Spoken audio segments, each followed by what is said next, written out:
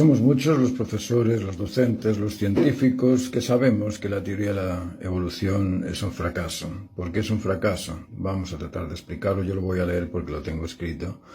Y para que no se me quede ninguna palabrita fuera, pues voy a decirlo todo. La falsa teoría de la evolución. Antes de responder a este postulado teórico, a la teoría de la evolución, se deben comprender las bases fundamentales de la estructura de la creación. Cuando comprendes las bases fundamentales de la estructura de la creación, puedes darte cuenta de cómo se transforman las cosas, cómo se crean las cosas, porque eso de la transformación espontánea es muy bonito decirlo, pero a ver cómo lo demuestras. Toda relación se basa en el atractivo. Esta es una de los pilares de la creación. No existe ninguna cosa creada que no haya sido previamente estimulante, previamente interesante, previamente pretendida. Luego, toda relación se basa en el atractivo.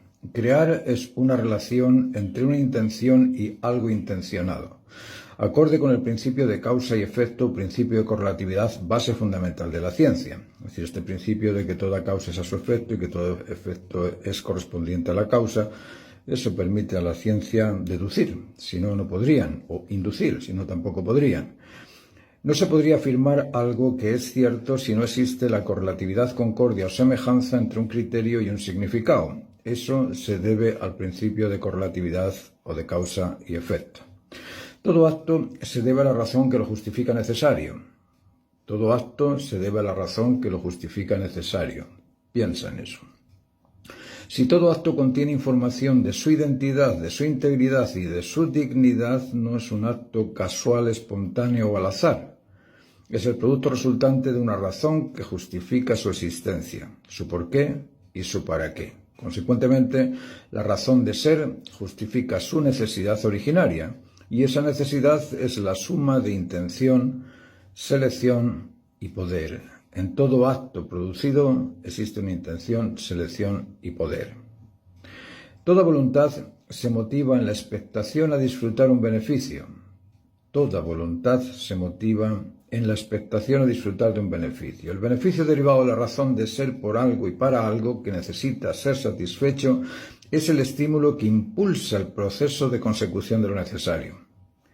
Luego, la espontaneidad a la luz de los fundamentos de la creación no tiene sentido, no tiene ningún sentido. ¿Que hay muchos científicos que ignoran los fundamentos de la creación? Sí, claro, hay muchos. Pero ignorar una realidad no garantiza que la opinión de ese científico, por decirse, o por dedicarse, o por llamarse científico, por dedicarse a una determinada ciencia, sea la razón que justifica esa realidad, simplemente porque lo ha dicho alguien que tiene la profesión de ser científico. No todos los artistas son genios, por mucho que tú quieras decir que eres genio, el genio es uno. Toda relación se basa en el atractivo, dijimos. La creación o transformación se deriva de una relación entre dos. Una intención y lo intencionado, una selección y lo seleccionado, una motivación y lo motivado. ¿Dónde, cómo y cuándo opera en la creación la selección espontánea o al azar? ¿Cómo se selecciona espontáneamente? ¿Puedes explicarlo? Todo acto se debe a la razón que lo justifica necesario. Si todo acto se debe y justifica en la razón que lo origina, y ese origen intencional, selectivo y poderoso lo realiza, ¿qué hay de azar o de espontáneo en eso? ¿Puedes explicarlo? Toda voluntad se motiva a la expectación a disfrutar de un beneficio. Si el beneficio es el estimulante de la motivación a crear, ¿cómo explicas la evolución sin ese beneficio esperado por la motivación? Estamos hablando de energías, aquí no estamos hablando solamente de actitudes humanas o actitudes creativas de un pintor o de un escultor. Estamos hablando de que la misma energía contiene esa dualidad. Si le quitas el campo electromagnético, ¿cómo unes los magnetos? Basta con eso, ¿no? Vida es el conjunto de fuerzas que permiten la consecución de un propósito. Todo acto se debe a la razón que lo justifica necesario. Genoma es la información contenida en una entidad o célula para el desarrollo progresivo de su finalidad específica, de donde se deriva la comprensión de una secuencia progresiva en pro del establecimiento de una finalidad específica en su identidad, integridad y dignidad. Consecuentemente, la evolución por azar o generación espontánea no tiene ningún sentido, puesto que la generación es consecuente con la información contenida en el genoma. Cuando comprendemos esto, cuando nos damos cuenta de que todo en la naturaleza ha sido creado con una finalidad específica, cuando nos damos cuenta de que mi huella dactilar es única y no hay más, cuando nos damos cuenta de que cualquier hoja de pasto en la naturaleza es única y no hay dos hojas de pasto iguales, cuando nos damos cuenta de que las piedrecitas de la playa son únicas y no encuentras dos piedrecitas igual, cuando nos damos cuenta de la unicidad, ¿puedes pensar en algo casual espontáneo? ¿Es posible pensar en algo casual espontáneo cuando veis, no sé, en la composición? Nosotros usamos la composición áurea, y cuando te fijas en la composición áurea, imagínate la cantidad de cosas que están hechas de acuerdo con el patrón de la composición áurea. ¿Es eso espontáneo? ¿Es eso casual? ¿Es eso al azar? Y si es al azar la forma, ¿cómo puede ser al azar el contenido? Porque puedes decirme, sí, al azar se hicieron dos cuerpos, vale. ¿Y el instinto, cómo se hace?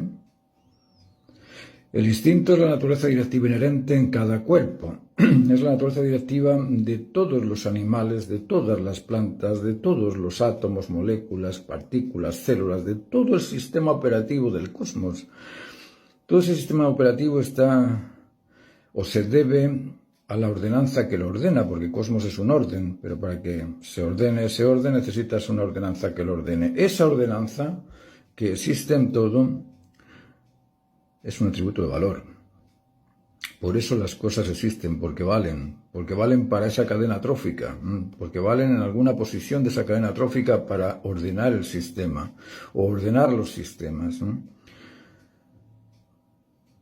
Luego, la teoría de la evolución es muy difícil de justificar, a no ser que idealices, claro, si te pones igual que los fanáticos que creen que sí, que hay alguien ahí sentado en las nubes, bueno, vale, sí, entonces bien, pero no me digas que eso es científico, no me digas que eso es demostrativo, no me digas que eso es razonable, porque razonable no tiene absolutamente nada. Sí, es racional, sí, hay mucha gente que lo defiende, también hay físicos, químicos, hay profesores, hay doctorados, hay mucha gente que lo defiende, igual que han defendido el calentamiento global, y ahora nos damos cuenta de que todo eso es pura semántica política. Nada más que pura semántica política, que lo usan muy bien los políticos, pero ¿algún político conocéis que sea científico, que sea un laureado Nobel? ¿Habéis visto algún científico laureado Nobel que se dedica a la política?